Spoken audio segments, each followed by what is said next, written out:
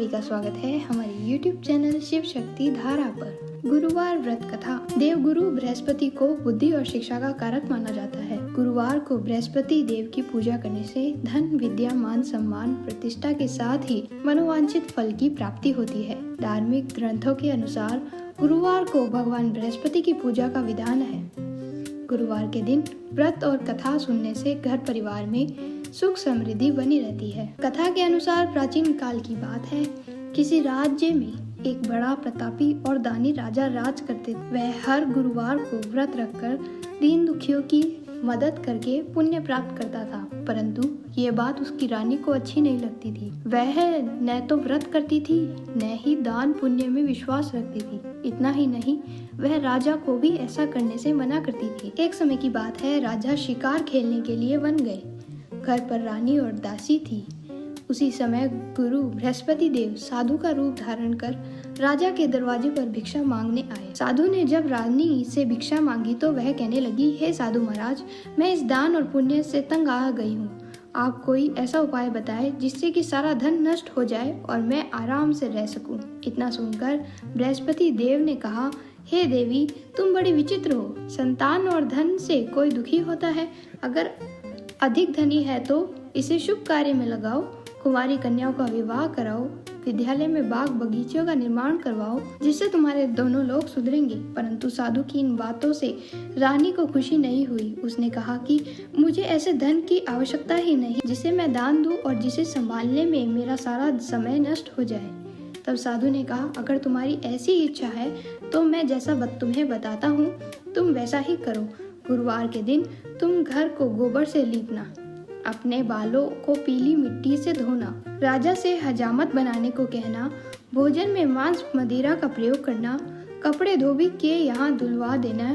इस प्रकार 7 बृहस्पतिवार करने से तुम्हारा समस्त धन नष्ट हो जाएगा। इतना कहकर साधु के रूप में बृहस्पति देव अंतर्धान हो गए। साधु की कही बातों को पूरा करते हुए रानी को केवल 3 ही बृहस्पतिवार बीते थे कि उसकी संपत्ति नष्ट हो गई।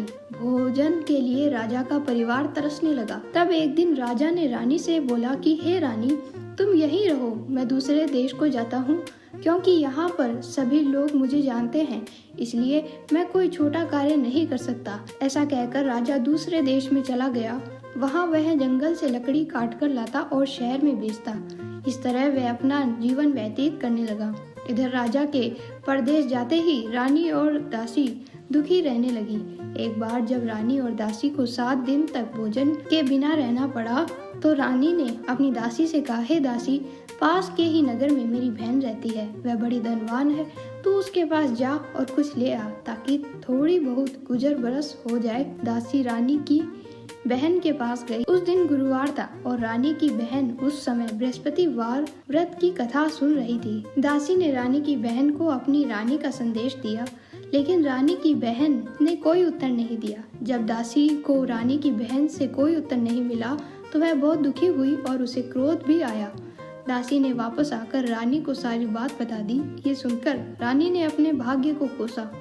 उधर रानी की बहन ने सोचा कि मेरी बहन की दासी, परंतु मैं उससे नहीं बोली, इससे वह बहुत दुखी हुई होगी। कथा सुनकर और पूजा समाप्त करके वह अपनी बहन के घर आई और कहने लगी, हे बहन, मैं बृहस्पतिवार का व्रत कर रही थी, तुम्हारी दासी मेरे घर आई थी, परंतु जब तक कथा होती तब तक न तो उठते हैं और न ही बोलते हैं, इसलिए मैं नहीं बोली।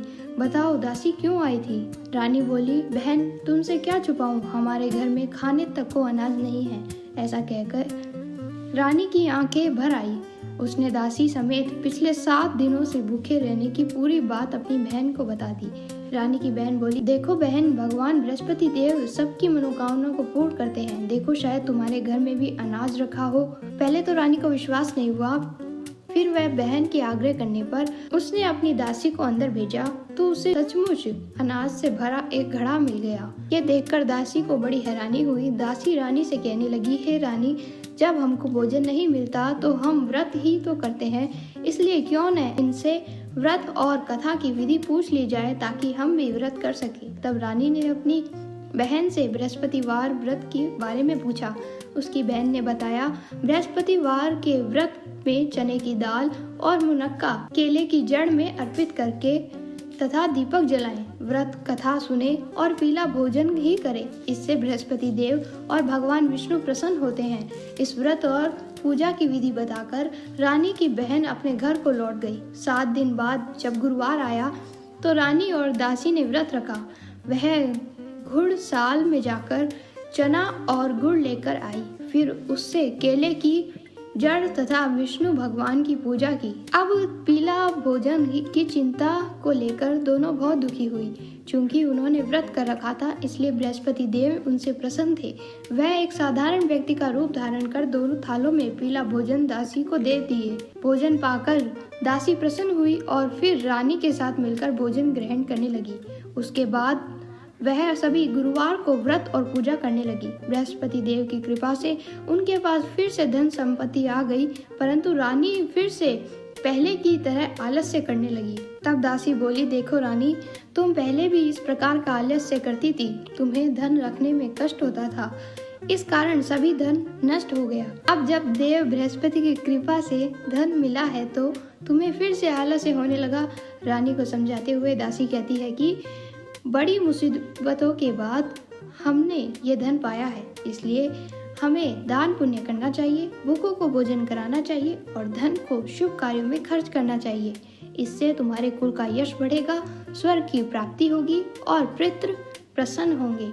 दासी की बात मानकर रानी अपना धन शुभ कार्यों में खर्च करने लगी।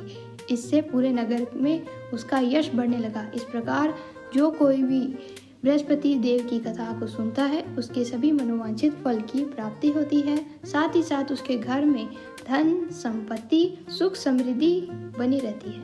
ओम नमः शिवाय।